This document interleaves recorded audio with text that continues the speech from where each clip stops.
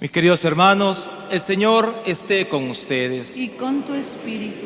Les anuncio con alegría la buena noticia de Jesucristo, narrada según San Lucas. Gloria a ti, Señor.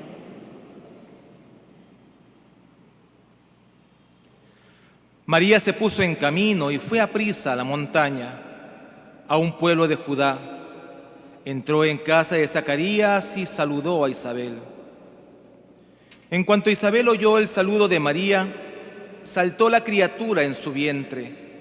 Se llenó Isabel del Espíritu Santo y dijo a voz en grito: Bendita tú entre las mujeres y bendito el fruto de tu vientre.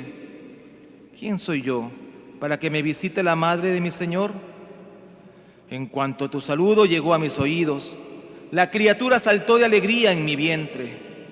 Dichosa tú que has creído, porque lo que te ha dicho el Señor se cumplirá. María dijo: Proclama mi alma la grandeza del Señor, se alegra mi espíritu en Dios mi Salvador, porque ha mirado la humillación de su esclava. Desde ahora me felicitarán todas las generaciones, porque el Poderoso ha hecho obras grandes por mí. Su nombre es santo, y su misericordia llega a sus fieles de generación en generación. Él hace proezas con su brazo, dispersa a los soberbios de corazón, derriba del trono a los poderosos y enaltece a los humildes. A los hambrientos los colma de bienes y a los ricos los despide vacíos. Auxilia a Israel su siervo, acordándose de la misericordia, como lo había prometido a nuestros padres, en favor de Abraham y su descendencia por siempre. María se quedó con Isabel unos 3 meses y después volvió a su casa. Palabra del Señor. Gloria a ti, Señor Jesús. Ten la bondad de tomar asiento. De lo que hemos empezado este camino de fe con María, ya vamos al 3er día. Recuérdate, novena que no te dura 9 días, no es novena, ¿sí? Porque es un tiempo de preparación. Te dije, siempre fue un instrumento de evangelización momentos como este. Y nosotros queremos volver a retomarlo. Nos estamos proponiendo contemplar en la imagen que tenemos ahí delante de nuestra madre, que está ella ofreciendo a su hijo, porque esa es una deuda que como creyentes se la tenemos a la sociedad. Algunos se han apropiado de Jesús, lo han secuestrado, pero no lo está entregando. Y más de una vez como estribillo nos hemos repetido para poderlo interiorizar. La fe es una cuestión pública. Una cuestión pública, ¿sí? Nos han metido en la cabeza y lo hemos creído que es una cuestión privada. De tu casa para adentro, Jesucito y tú en tu corazón y nada más.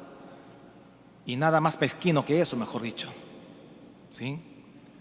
La fe es como el fuego, tiene la misma propiedad, se llama propagación.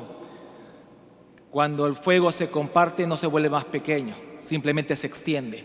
A eso se le llama propagación. La fe crece cuando se comparte.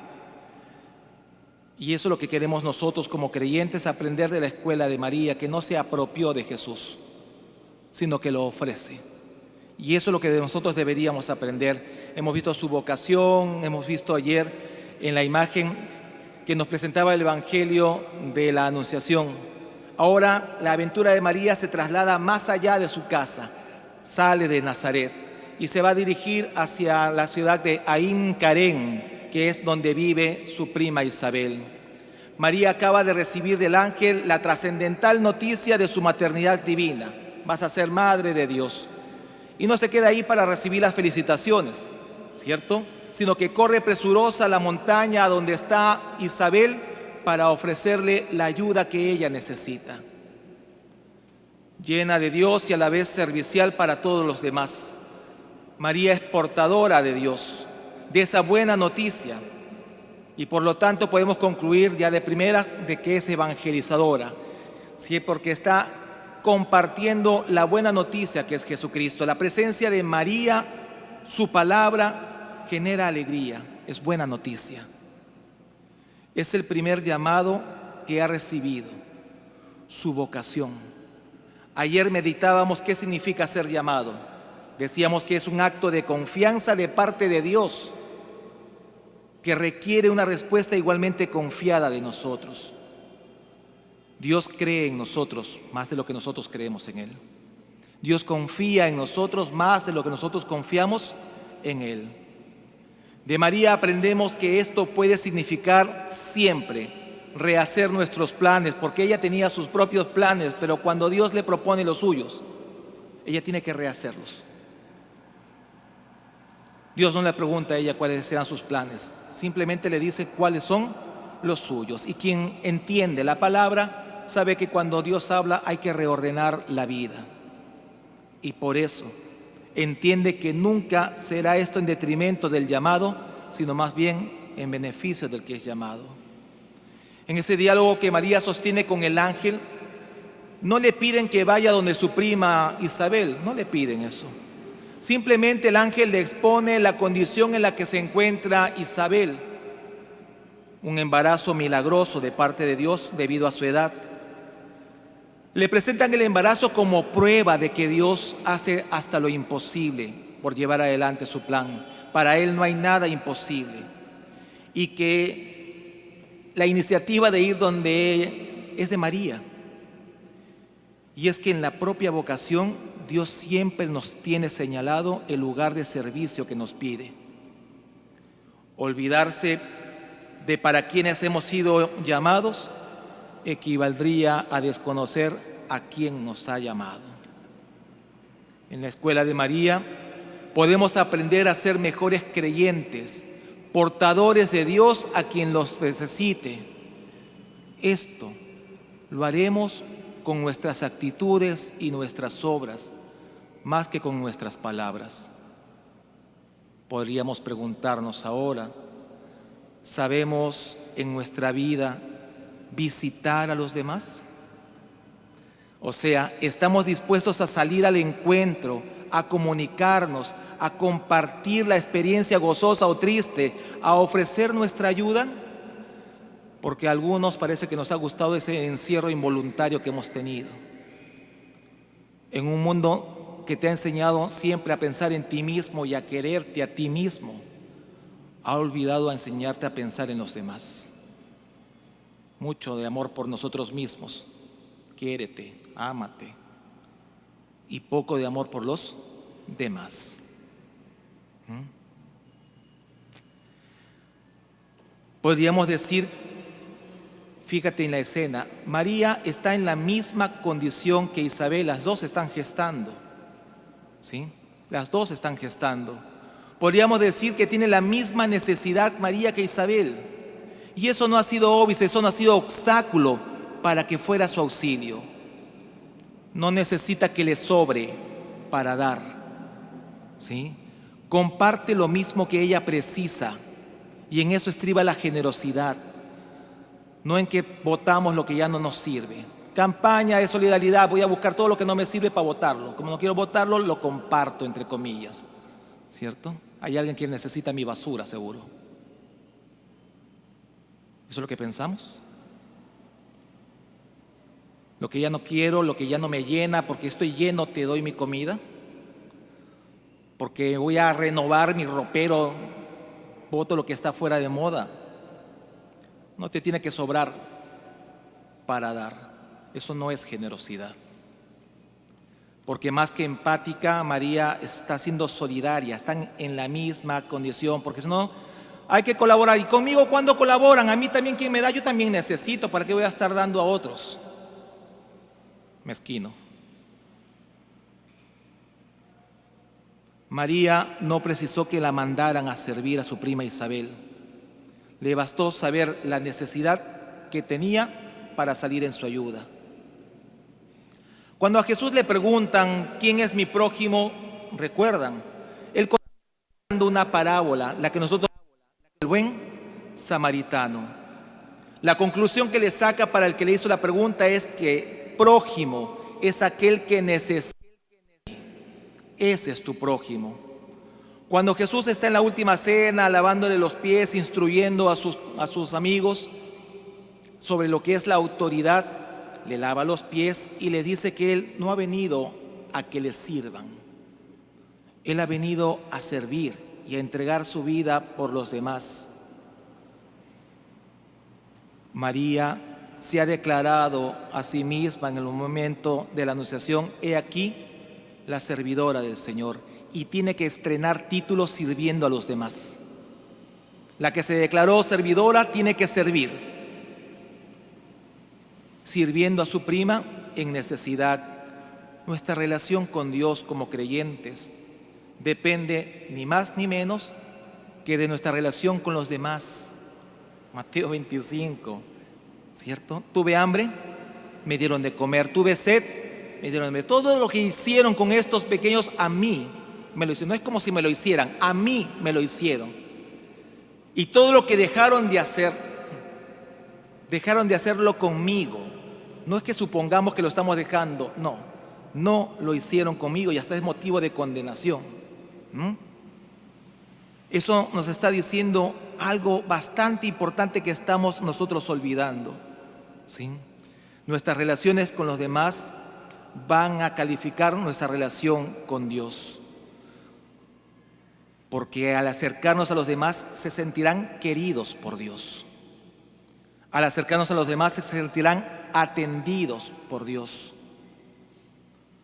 En la misericordia se juega la veracidad de nuestra fe. Santiago, muéstrame tu fe sin obras, que yo por mis obras te probaré mi fe. En la solidaridad se mide la respuesta de nuestro llamado, ¿sí?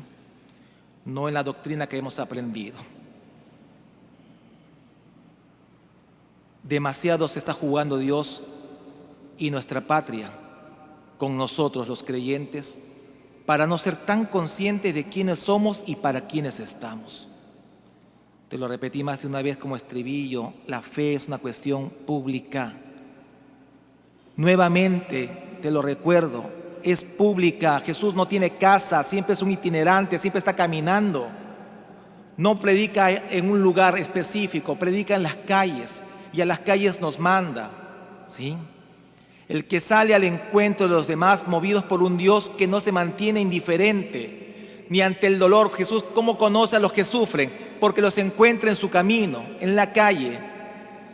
No es indiferente al sufrimiento ajeno, ni a la necesidad, ni a la injusticia, movidos por ese mismo Dios que María lleva dentro. Y es que no se puede pensar de otra manera. Quien tiene a Dios dentro debe tener entrañas de misericordia, no hay de otra. Cuando has hecho tu primera comunión, cuando comulgamos, decimos que te llevamos a Dios dentro. Cuando escuchamos la palabra, decimos que la interiorizamos. Eso significa que hemos metido a Dios dentro, que somos templo, que quien se encuentre con nosotros tendría que encontrarse con Dios. Quien conoce los planes salvadores de Dios como María, sabe que no hay otro sendero para servir a Dios que sirviendo al prójimo. Nuestro culto pasa necesariamente por el cultivo de la fraternidad. Está bien ser coherentes para el bien. Eso quiere decir que nuestras palabras y nuestros actos buenos coincidan con actos lógicamente buenos, porque la coherencia también puede ser para el mal. Yo puedo pensar algo malo y hacerlo, soy coherente, ¿sí? Que coincidan nuestros pensamientos con nuestros actos es ser coherente. No basta ser coherentes, por si acaso. Nos exigimos ser coherentes, pero no basta. Estaría mejor ser consecuentes. Eso quiere decir que asumimos las consecuencias de nuestras decisiones. Eso quiere decir que asumimos las consecuencias de nuestros actos, de lo que dijimos o de lo que no dijimos, de lo que hicimos o lo que no hicimos, pero asumimos las consecuencias. Es una invitación a que como creyentes seamos no solamente coherentes, sino que seamos consecuentes de nuestra fe. Consecuentes con lo que creemos, consecuentes del Dios en quien creemos. Si es amor, si ha venido a servir, deberíamos ser consecuentes de nuestra fe. Es importante aquí que el testimonio que se recoge de las primeras comunidades cristianas. Cuando algunos escritores de la primera época estaban recogiendo el testimonio de la comunidad cristiana, es importante saber que antes de que la comunidad dijera alguna palabra de predicación, antes que salgan a vociferar a las calles, antes que la comunidad hablara, ¿qué hablaban de la comunidad? Miren cómo se aman. La caridad fraterna ha sido nuestra primera predicación y debería seguir siéndolo hasta ahora. ¿Qué dicen de nuestras comunidades? Miren cómo se aman. ¿Qué dicen de nuestra familia? ¿Qué dicen de los creyentes? Debería preocuparnos. ¿Sí? No, yo no digo de lo que dicen de los demás. Se nota. ¿Tú crees que eso es bueno? Es la actitud de María. Yo te pregunto, ¿qué pasó con Isabel? En la reacción de Isabel también podemos sacar lecciones para nuestra vida de fe. En esa visita inopinada que hace María a Isabel, el evangelista que describe la escena quisiera estar viendo la postura de la iglesia. Lucas es el evangelista que más habla de la comunidad y de la iglesia. Lo que habla de los personajes que narra lo quiere ver en la iglesia. Lo que dice de María quisiera verlo de la iglesia. Que la postura de la iglesia frente a María sea la misma que la de Isabel. Isabel siente que el niño se mueve en su interior, que sus entrañas se conmueven, que algo sucede en su vida, en su interior. ¿Por qué no se remueve nada en nuestras vidas? ¿Por qué tener a María a nuestra disposición no nos llena del Espíritu de Dios como se llenó Isabel del Espíritu? Recibir a María en casa ¿no tendría que convertirnos también a nosotros en profetas de su Hijo? La visita es la salida de sí mismo, cercanía, presencia a los otros. Una iglesia en salida nos han pedido ser. Por lo tanto, cristianos en salida. Si tú y yo somos iglesia, la conclusión es lógica. Si la iglesia en salida, tenemos que ser cristianos en salida. Salir de nosotros mismos. No a las montañas de Ain Karem, pero sí a las periferias existenciales. Sí conmovernos como Isabel. Sí salir en ayuda como María. El Dios que tenemos, es imposible tener a Dios dentro y no conmoverse, y no salir al encuentro, y no hacer lo que Dios haría, para llevar nuestro interés y nuestro amor y transmitir así en el fondo la experiencia de Dios en un mundo que no conoce ya la gratuidad del amor ni la cercanía de las visitas. No conoce ya la gratuidad del amor. Cuando perdemos el valor de las cosas, a todo le ponemos precio. Ya te vendrán con la lista de cuánto cuestas que estudie, cuánto cuesta que comas, cuánto cuesta vestirte, cuánto cuestas tú. Se perdió el valor y le ponemos a todo precio. Necesitamos, más que cristianos coherentes, necesitamos cristianos consecuentes con su fe. ¿Sí? Salir, asumir la fe que hemos asumido, asumir el Dios en el que creemos, ¿sí? El que llevamos dentro, ofrecerlo al mundo. Y eso solamente lo hace la caridad y la misericordia, no las palabras. A Dios sea el honor y la gloria por los siglos de los siglos.